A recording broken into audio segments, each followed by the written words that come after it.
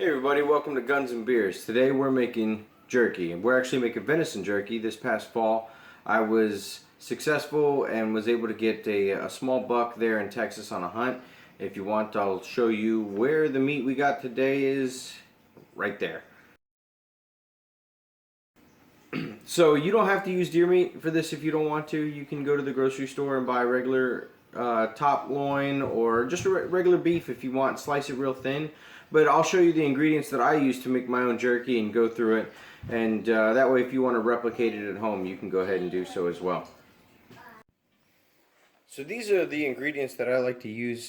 Today we're going to go for a sweet and spicy jerky. So one of the things that I'm going to start with is just an actual, you don't have to use this brand, but I like the way this works, and you can get it from Sam's Club or Costco and get it in big containers like this. But this is the Smokehouse 220 sweet and spicy. So, of course, ground black pepper. It sounds weird, but trust me with it, it goes with it. Some pancake syrup. Lea & Perrins Worcestershire sauce. You don't have to use Lea & Perrins, but I personally like the way this tastes.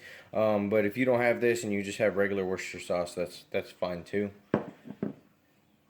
This here is my own custom blend that I make my own spice mixture. I use it for barbecue and stuff like that. I'll go over some of this stuff later in the summer when we go ahead and we'll cover some barbecue videos as well. Also use some ground cumin. This is, I get there out of Fort Worth, Texas, but I use a little bit of Pendry's. This is a chili spice blend. You can go to pendrys.com. They don't sponsor me or anything like that. I just really like the way they taste. You can use this stuff on chilies, burgers, all sorts of different things. But this adds a little bit of heat, and it's got almost a little bit of like a cocoa kind of flavor, like a chocolatey coffee flavor to it. I don't know. The cooked peppers just do a really good job. And Robert and Sarah Arrington over at DeerMeatForDinner, they actually turned me on to Everglades seasoning. So we're going to use a little bit of cactus dust in it. It's got a little bit of a smoky flavor, and it's pretty good. And then just because we want a little heat, we're going to add a little Everglades heat. If you want to check out their YouTube channel, it's Robert Arrington, DeerMeatForDinner. I stumbled upon him on watching YouTube. And they do a really good job. I'll put a link to their channel in the description below. So let's get started with combining all of these together, and we'll go from there.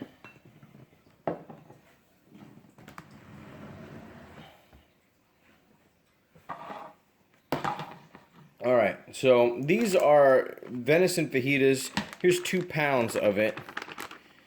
And I had, these are going to come out almost like a French fry sort of consistency. But because the meat is already cut, you can see it's about the width of a pencil. But this already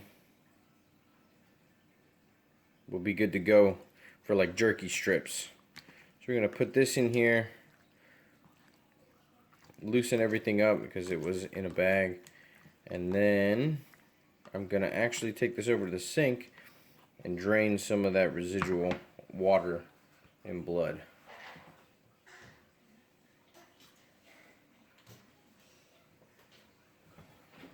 Okay, now that we have this all drained, we're going to have this in here, and we're going to get actually a separate container to mix all of our ingredients in, so that way when we're done we can just go ahead and pour it on top of everything. Cheese. Cheese. It got my son down here. So you're going to go ahead and start with a bowl, obviously. And we're going to start with our wet ingredients. I don't measure these things out, so I can't really tell you, oh, you got to use a teaspoon of this or a tablespoon of that. But there is quite a bit of meat there. There's 4 pounds, so we're going to go ahead and taste it as we go. So right now I have probably maybe 1.5 cups of barbecue sauce in there. Now we're going to be adding water to this too, and then we're going to get a whisk and thin it out after we do all this. So you want to make sure that there's a good balance between salt and sugar. The salt will help cure the meat, but the sugar is also going to help make it not too salty tasting, but we'll go with an even balance of things.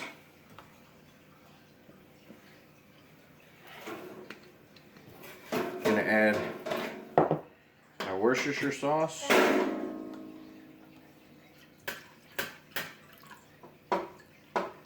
I popped the top off. That was not a whole bottle. I would have to say I probably added maybe, that was probably about 1/3 of a cup.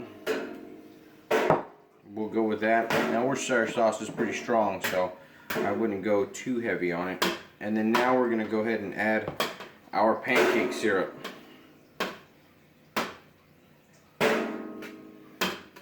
Now if you don't have pancake syrup, you can use brown sugar, but I would recommend cooking down and melting the brown sugar at the same time. Alright, so we have all our wet ingredients in the bowl. We're going to go ahead with a whisk and just mix that together to kind of loosen up the barbecue sauce with the pancake syrup and the Worcestershire sauce. It's going to be pretty thick, but like I said, I've got about 4 pounds worth of meat here. So I want to make sure we have enough to cover everything. And it's going to sit in the fridge for anywhere 36 to 48 hours. You can do it for 24, but the longer you sit it, it's better. Alright. So now we're going to go ahead and add our other seasonings. This is my custom blend. Now this has got oregano in it, onion, garlic, cumin, just a bunch of other things. A little bit of adobo, just a lot of different stuff. A good healthy amount of just black pepper. So we might add more of that in the end. I'm gonna go ahead and sprinkle some of the pendries. Now the pendries you don't need a whole lot of. Maybe oh, that chili powder and the pepper. But maybe like a 5 or 6 tablespoons worth. That'll be more than enough for this whole batch.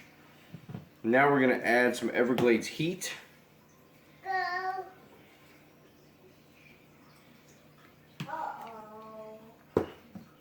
And some Everglades cactus dust.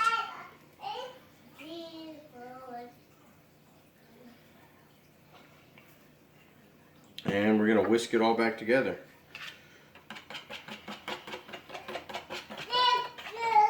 Now right now, because of the amount of barbecue sauce that I added, it's pretty thick. So we're going to probably have to add some water to this.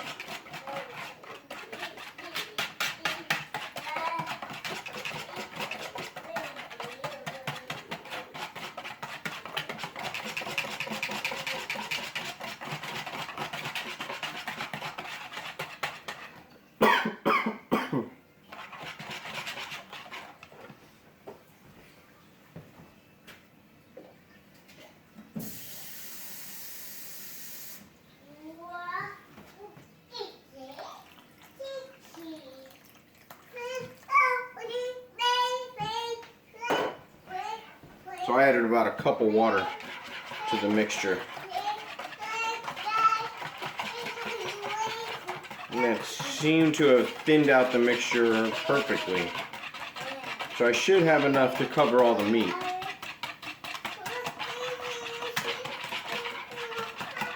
You have to excuse the noise in the background, that's my son.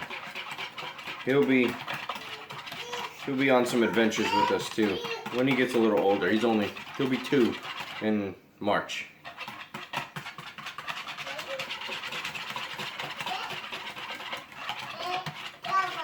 Yeah? What are you doing? Yeah. Alright. So now I'm gonna go ahead and just give it a taste. I'd like to see what we're getting into, see if it's got the good balance of spicy, sweet, salty.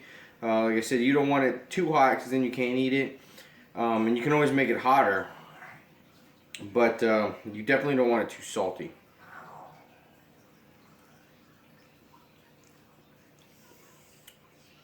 The barbecue sauce added a really good zing to it.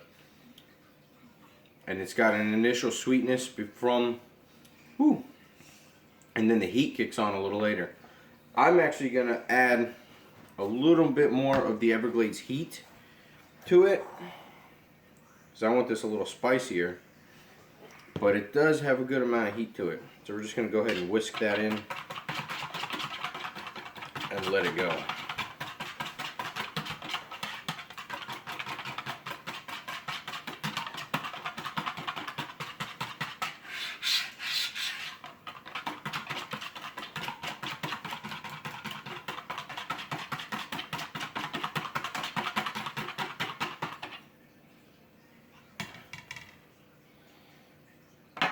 Now, because I'm going to be sharing this jerky with friends, I'm going to get a clean spoon to retaste this. But if I was just making it for myself, I would totally double dip.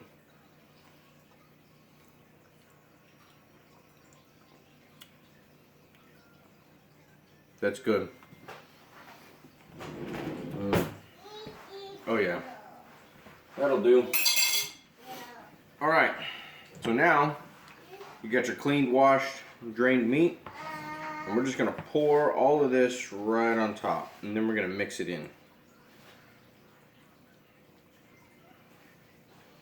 So we did about 2/3 of it, and that's not going to work with a whisk. You know what? This will work well.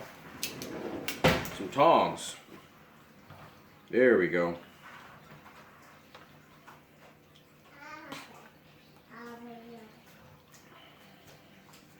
So like I said, you're going to let this sit in the fridge for, I like to let it sit in there for at least 2 days. Then once it's done, we'll take it out, and then I'll show you how to add it to the dehydrator. I actually have a good amount left. I might have more than enough. So the fact that you're only using this as a marinade, after you've used all the meat, and if you have marinade left over, you can go ahead and just add some more meat to it. There's no need to waste it, and then just let it sit in there. Now I don't recommend doing more than a second batch of meat to it. I wouldn't just keep recycling it. That's how you're probably going to get sick, because that is a lot of raw meat sitting in there for a while. And that's it. So we'll let that get happy with each other in there. Let it do its thing. Put the cover on it and just stick it in the fridge. That's all you gotta do. There you go.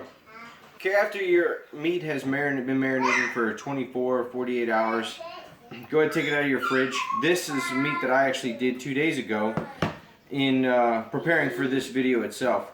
Now, when using the dehydrator, I do recommend that you go ahead and do it outside, as it's or in your garage, because while this runs, it's going to have to run 6 hours or so. You're going to want to check on the meat as it goes along, depending on how dry you like it. I mean, if you leave it in there overnight, you're going to end up with meat chips, which, I mean, you can eat, it's just they don't taste very good. But it will smell up your house. So I usually go ahead and do all the prep work here in the kitchen, but then go ahead and actually set up a station on my workbench in the garage and actually let it run and do everything in the garage, so that way the smell stays out there. So I'm going to go ahead and show you. I use this Nesco dehydrator. I'm going to show you how I stack everything up on there. How you can watch me separate and keep the meat, and then every couple hours I'll go out there and I actually rotate the trays, because I want the heating element and the air to flow through at an even rate, so that way all the trays are done at the same time. So let's get started.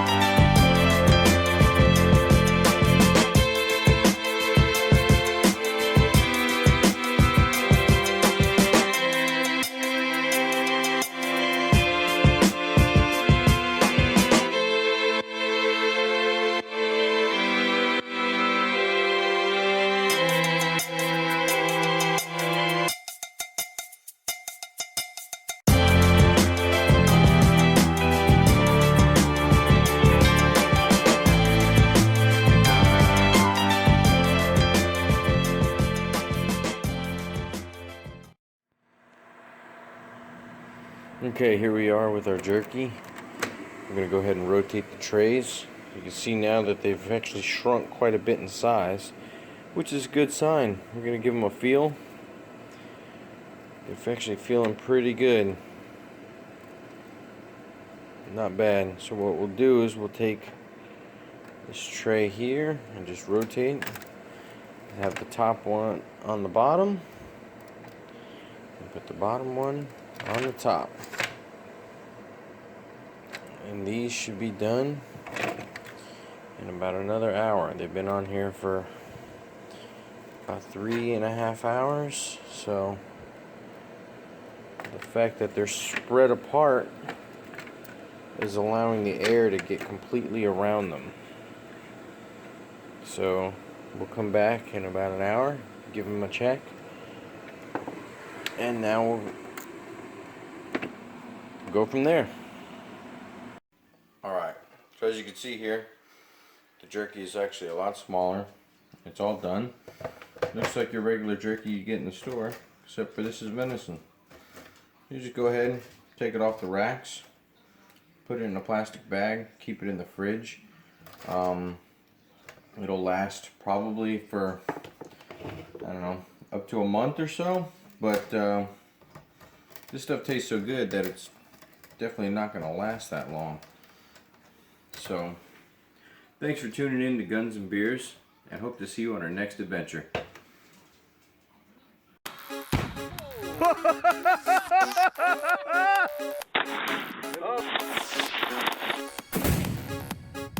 God.